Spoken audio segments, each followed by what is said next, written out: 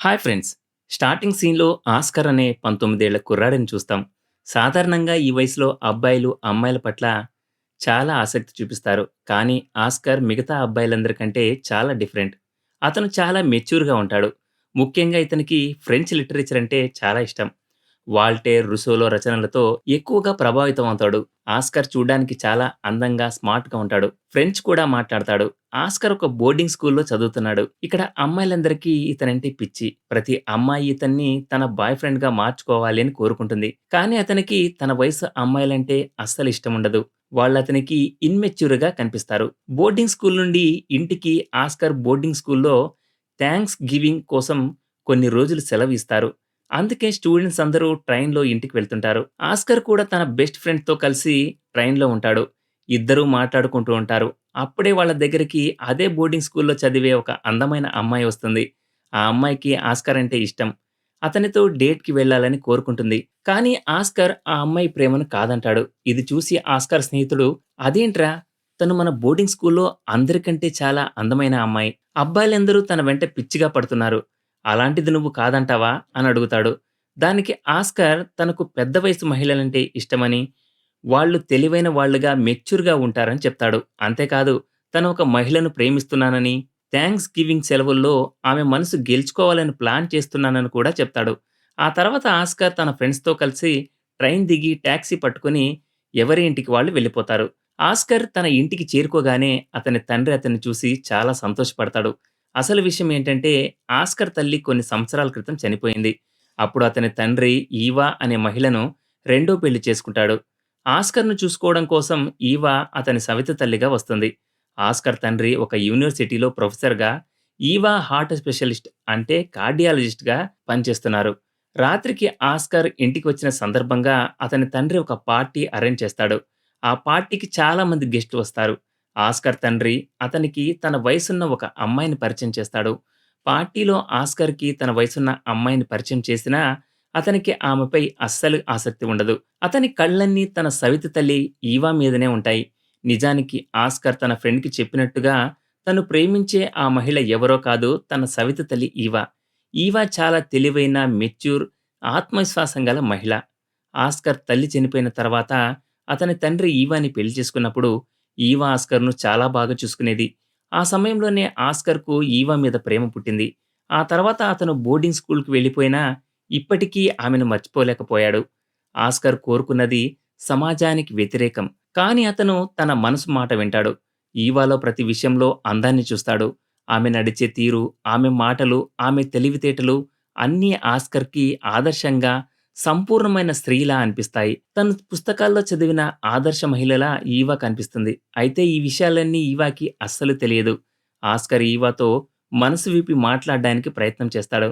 కానీ అమాయకురాలైన ఈవా అతని చేష్టలని అర్థం చేసుకోలేదు. పార్టీలో ఆస్కార్‌కు ఈవా బెస్ట్ ఫ్రెండ్ అయిన డయన్ పరిచయమవుతుంది. డయన్ చాలా ఆధునిక ఆలోచనలున్న మహిళ. స్వేచ్ఛగా బతకడానికి ఇష్టపడుతుంది. ఆమె వృత్తిరీత్యా మసాజ్ థెరపిస్ట్. ఆ తర్వాత ఆస్కార్ తండ్రి ఆస్కార్‌కి అస్సలు ఇష్టం లేని ఆ అమ్మాయిని ఇంటి దగ్గర దిగబెట్టమని చెప్తాడు. ఆస్కార్ వెళ్ళడానికి ఇష్టం లేకపోయినా తండ్రి చెప్పడంతో వెళ్ళక తప్పదు. ఆ అమ్మాయిని దిగబెట్టడానికి బయటికి వెళ్లి క్యాబ్ కోసం ఎదురు చూస్తూ ఉంటాడు. అప్పుడు ఆ అమ్మాయి ఆస్కార్‌తో "నేను నీతో డేట్‌కి వెళ్ళాలనుకుంటున్నాను" అని చెప్తుంది. కానీ ఆస్కార్ "మన ఇద్దరి మధ్య చాలా తేడా ఉంది. నా ఆలోచనలు చాలా భిన్నంగా ఉంటాయి. అందుకే నేను నీతో డేట్‌కి రాలేను" అని చెప్తాడు. ఆ తర్వాత ఆస్కార్ ఆ అమ్మాయిని టాక్సీలో ఎక్కించి ఇంటికి పంపిస్తాడు. ఆ తర్వాత ఆస్కార్ తన మనసులోని మాటను ఈవ్‌కి చెప్పలేకపోయినందుకు చాలా బాధపడతాడు.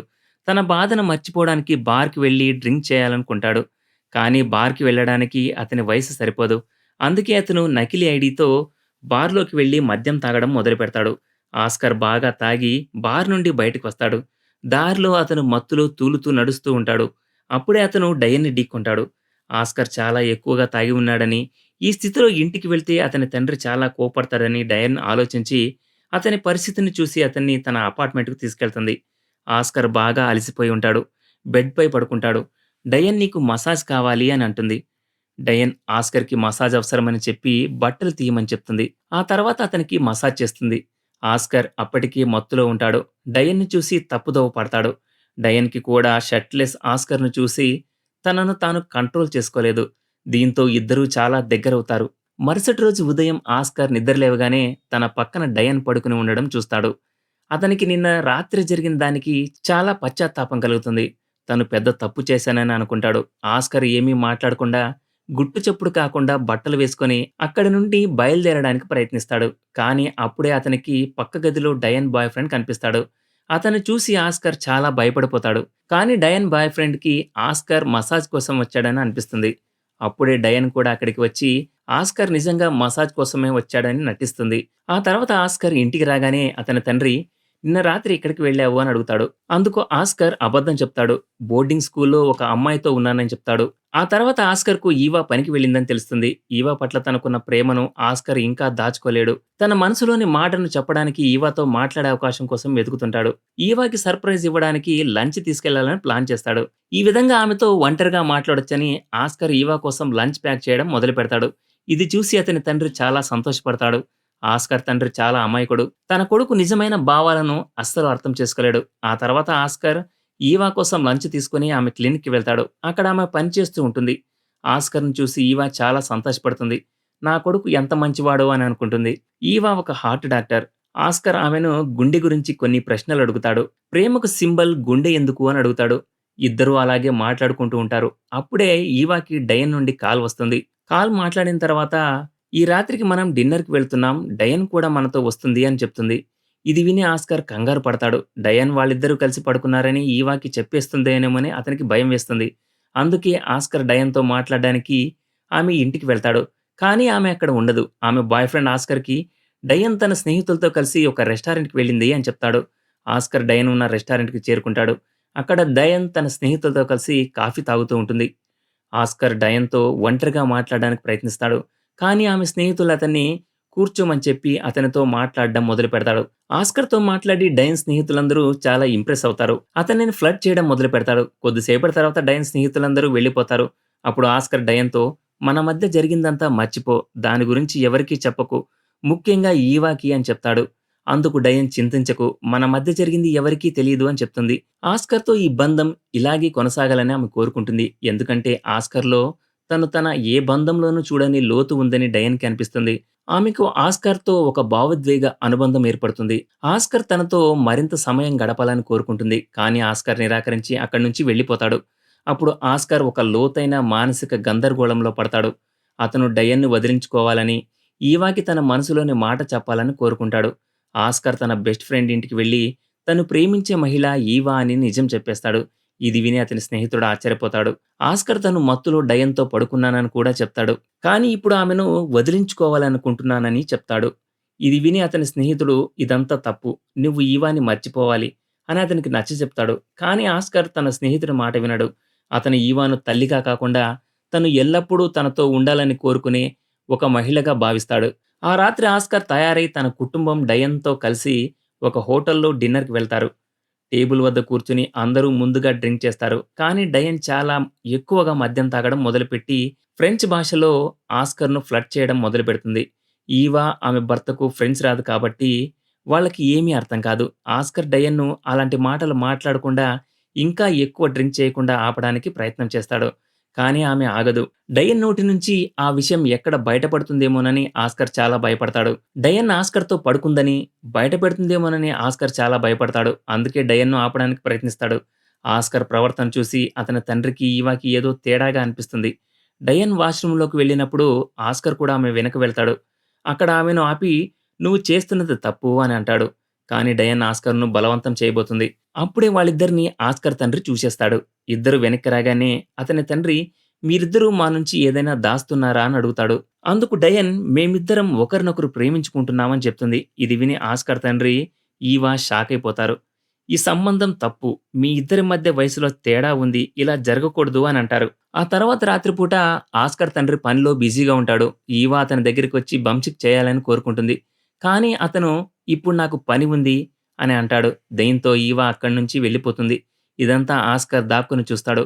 మరుసటి రోజు ఈవా, డయన్ కలుసుకుంటారు. ఈవా డయన్‌తో, "నువ్వు ఆస్కార్‌తో సంబంధం పెట్టుకోవాల్సింది కాదు. మీ ఇద్దరి మధ్య వయసులో చాలా తేడా ఉంది. ఇదంతా తప్పు" అని నచ్చజెప్తుంది. కానీ డయన్, "నాకు ఆస్కార్‌లో ఒక ఆకర్షణీయమైన యువకుడు కనిపించాడు. అతని ప్రవర్తన, మాట్లాడే విధానం నాకు చాలా బాగా నచ్చాయి" అని చెప్తుంది. డయన్ ఇంకాస్త ముందుకు వెళ్ళి, "నా స్థానంలో వేరే ఏ మహిళ ఉన్నా ఇదే చేసి ఉండేది. బహుశా నువ్వు కూడా ఇదే చేసేదానివే" అని అంటుంది. ఆ తర్వాత ఈవ, ఆస్కార్ టెన్నిస్ ఆడతారు. అప్పుడు ఆస్కార్ నెత్తికి బంతి తగలడంతో ఇద్దరు ఇంటికి తిరిగి వస్తారు.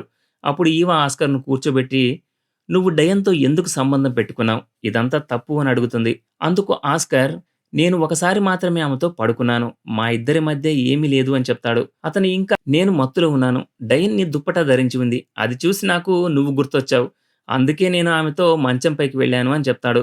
ఆ తర్వాత ఆస్కార్, "నేను నిన్ను ప్రేమిస్తున్నాను ఈవా" అని అంటాడు. ఇది విని ఈవా ఆశ్చర్యపోతుంది. ఆమె ఆస్కార్‌ను కోప్పడకుండా, "నువ్వున్న వయసులో ప్రేమకు, ఆకర్షణకు మధ్య తేడా తెలియదు. నువ్వు అనుభవిస్తున్నది ఒక తాత్కాలిక మోహం. దీన్నే నువ్వు ప్రేమ అనుకుంటున్నావు. నువ్వు ఇంకా చాలా నేర్చుకోవాలి. జీవిత అనుభవాలతోనే నువ్వు నిజమైన ప్రేమ అంటే ఏంటో అర్థం చేసుకోగలవు" అని చెప్తుంది. ఈవ ఆస్కార్ భావాలను తిరస్కరించినా ఆస్కార్ బాధపడడు. బదులుగా తనను తాను అర్థం చేసుకోవడం మొదలుపెడతాడు. తన ప్రేమ ఒక కల్పన అని, ఈవాల తాను చూసిన ఆదర్శం కేవలం ఒక భ్రమ అని అతనికి తెలుస్తుంది. దీని తర్వాత అతను ఈవాను మర్చిపోవడానికి ప్రయత్నిస్తాడు. డయన్‌కు కూడా దూరంగా ఉంటాడు. మొదట్లో డయన్‌తో తన బంధం ఒక తప్పు అనిపించింది. కానీ తర్వాత జీవితంలో ప్రతిదీ మన నియంత్రణలో ఉండదని, కొన్నిసార్లు కొన్ని తప్పులు కూడా అనుభవాలుగా మారతాయని అతనికి అర్థమవుతుంది.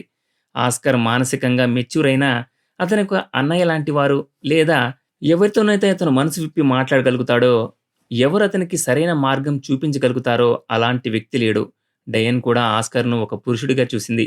అందుకే ఆస్కార్ ఈ గందరగోళంలో చిక్కుకున్నాడు. కొన్ని రోజుల తర్వాత ఆస్కార్ బోర్డింగ్ స్కూల్ సెలవులు ముగుస్తాయి. అతని తండ్రి ఈవా అతన్ని రైల్వే స్టేషన్ వరకు దిగబెట్టడానికి వెళ్తారు.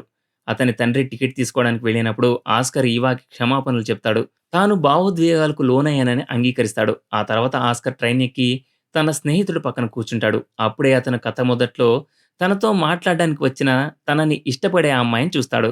ఆ అమ్మాయి ఆస్కార్‌తో వాల్టైర్ చెప్పిన ఒక కొటేషన్ చెప్తుంది. "మనకు ఏదైనా మంచిది దొరకకపోతే ఏదో కొత్తదైతే ఖచ్చితంగా దొరుకుతుంది" అని అంటుంది. ఆస్కార్ ప్రేమగా ఆమెను చూస్తాడు. ఇప్పుడు ఆస్కార్ తన వయసు వాళ్ళతో కలవడం నేర్చుకున్నాడు. ఆస్కార్ స్నేహితుడు ఈవా గురించి అడుగుతాడు. ఆస్కార్, "ఈవ్ పట్ల నాకున్న మోహం మొదట్లో నాకు అనిపించినంత ముఖ్యమైనది కాదు" అని చెప్తాడు. ట్రైన్ ముందుకు వెళ్తుండగా ఆస్కార్ మెల్లగా నవ్వుతాడు. ఈ సీన్‌తోనే ఈ మూవీ ఎండ్ అవుతుంది. ఇది ఫ్రెండ్స్ ఇవాల్టి స్టోరీ. ఇలాంటి మరిన్ని ఇంట్రెస్టింగ్ స్టోరీల కోసం మన ఛానెల్‌ని సబ్స్క్రైబ్ చేయండి. Thanks for watching.